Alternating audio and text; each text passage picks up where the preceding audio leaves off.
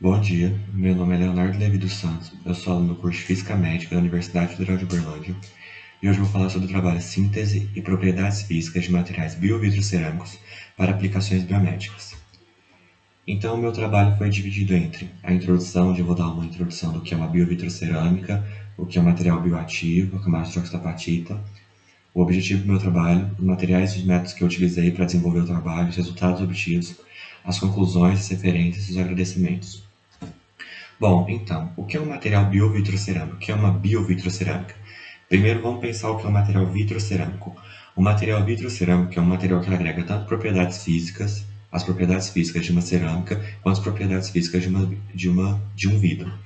Tais como, na cerâmica, uma alta resistência à flexão e no vidro translucidez, por exemplo.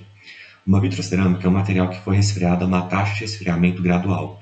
Ele não é resfriado com uma taxa de resfriamento rápido, que nem um vidro. Então ele sofre essa taxa de resfriamento gradual ou ele é submetido a um agente nucleante que vai promover a nucleação do material. Quando você coloca propriedade biológica, material biovitrocerâmico, você vai estar agregando também propriedades biológicas, tais como alta estabilidade química. O que é a bioatividade? A bioatividade do material é ele ser capaz de executar o que ele foi programado para fazer. Por exemplo, no meu material, a bioatividade dele é ele ter a capacidade de dissipar calor quando for submetido a essa condição. Porque não adianta eu simplesmente implantar meu material no paciente e ele não ser útil, ele não desenvolver nada lá de interessante. E a camada de hidroxapatita é a camada que faz a ligação entre o material e o tecido conjuntivo do paciente. A gente pode ver aqui que a camada de hidroxapatita são essas ligações de OH, silício OH, que estão ali na imagem no estágio 5.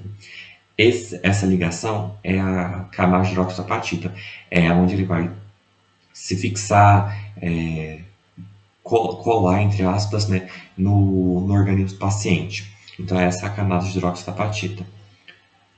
O objetivo do meu trabalho é sintetizar e investigar as propriedades físicas de vitrocerâmicas no proposto sistema, que eu vou chamar de 45S5, pura e modificada. A gente vai colocar uma fase magnética nele, que são os meus dopantes, né, as minhas ferritas, e a gente vai investigar isso, os efeitos da dopagem e a cristalização dos materiais obtidos com esse dopante, as propriedades físicas do material e as propriedades biológicas. Então, os materiais e métodos são, eles foram desenvolvidos pelo método de incorporação modificado. As ferritas, eu fiz elas pela reação de estado sólido. E quando eu estava fazendo a síntese dos meus materiais, eu não cheguei direto nesse sistema. Eu tinha reagentes que tinham propriedades higroscópicas, por exemplo, então eu tinha que partir por uma outra rota, fazer outros procedimentos para conseguir chegar nesse sistema aqui.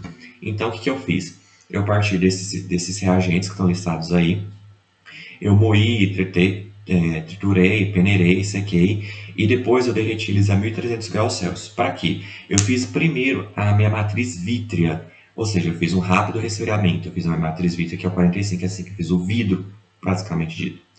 Depois que eu tinha o vidro, eu novamente moí eles, passei pelo moinho de bolas, e nisso eu adicionei os meus dopantes, as minhas ferritas de bário e ferrita de estrôncio. E novamente eu fiz um derretimento a 1300 graus Celsius. Quando eu fiz esse derretimento a 1300 graus Celsius, com a adição das minhas ferritas, elas vão funcionar como agente nucleante da minha biovitrocerâmica, que foi o que eu falei lá anteriormente. Então, foi aí que eu tive a minha biovitrocerâmica. E depois eu fiz um tratamento térmico até ATC. Então, aqui a gente tem os resultados como... Primeiro, como eu fiz por reação de estado sólido das ferritas, eu fiz aqui está a comparação da carta teórica com a experimental. A gente vê que os picos coincidem, né? A gente tem os picos coincidentes. Aqui eu tenho os resultados do DRX da minha matriz vítrea e da minha matriz e das minhas ferritas. Aqui a gente tem que um material vitro, ele é um material amorfo, então ele não tem picos característicos. Então a gente vê ali que no 45S5 puro, ele é uma matriz vítrea sem picos de cristalização, sem picos característicos. Aqui, com com a adição do meu dopante, da minha fase nucleante, a gente vê que o material ele segue a curva amorfa da matriz vítrea, porém ele começa a ter picos característicos derivados da ferrita.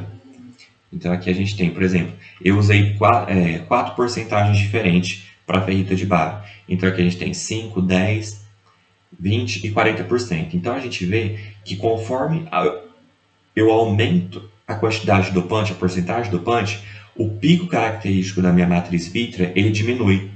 Então a gente vai ver aqui uma curva muito acentuada, derivada de uma baixa concentração de dopante, e aqui eu tenho uma curva não tão acentuada porque a concentração de dopante é muito alta. E a gente tem os picos característicos derivados da ferrita também. Aqui a gente vai ter esses picos característicos da minha ferrita de bário, né? Então a gente vê que isso eles foram desenvolvidos resultados da forma que nós tínhamos interesse, que a matriz vítrea funcionasse como um hospedeiro para a minha fase magnética e que essa fase magnética agisse como um dopante, como um agente nucleante para começar a nucleação da minha biovitrocerâmica.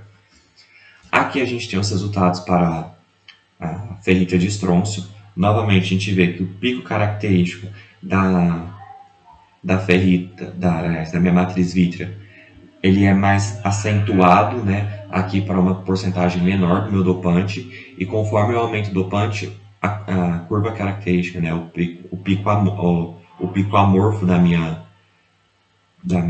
matriz vítrea, ele diminui, aumentando com o aumento da porcentagem de dopante. Aqui eu tenho os resultados de um Raman. Então a gente vê que aqui a gente tem picos atribuídos às vibrações simétricas do silício, a gente tem picos que indicam as ligações de SI e NBO e as ligações que ligam as ligações de SiO silício. A gente também vai ter picos atribuídos a característicos das minhas ferritas também. Então a gente vê que o Raman, além de me mostrar os picos de estiramento da minha matriz vítrea, com a adição do dopante, ele também apresenta picos característicos, pontos característicos do meu dopante.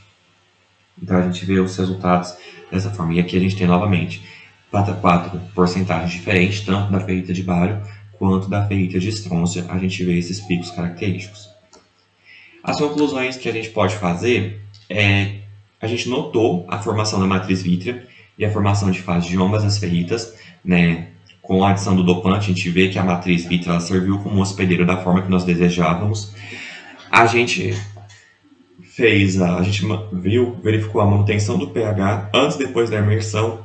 Então, antes da gente imersão num fluido que simula o fluido corporal, antes da imersão eu tinha um pH de 5, né? E depois que eu fiz a imersão, tanto da matriz pura quanto com a matriz dopada, a manutenção do pH foi mantido. Isso é importante porque, como a gente vai inserir isso no corpo de um paciente, eu não posso ter a variação de pH, né? Eu tenho que garantir isso. E o pH foi mantido, foi 5, que é próximo à área de região com câncer. Ele tem um pH mais ácido mesmo.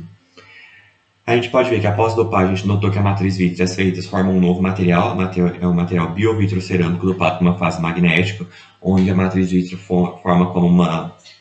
funciona como um hospedeiro, né, para a minha fase magnética. A gente pôde verificar a formação da camada de hidroxapatita, porque quando a gente fez a imersão dele em fluido corporal, numa simulação, num fluido que simula o fluido corporal, a gente viu o começo dessa formação da camada de hidroxapatita, né, que é a formação das ligações de SiOH silício, SiOH-Si, que são o silício. Então a gente viu a formação da camada de hidroxapatita. E é isso, os meus resultados são esses. Pelo que a gente teve, a gente obteve os resultados que nós planejávamos obter, né, para essa fase. As referências que eu utilizei no meu trabalho para verificar também. E muito obrigado.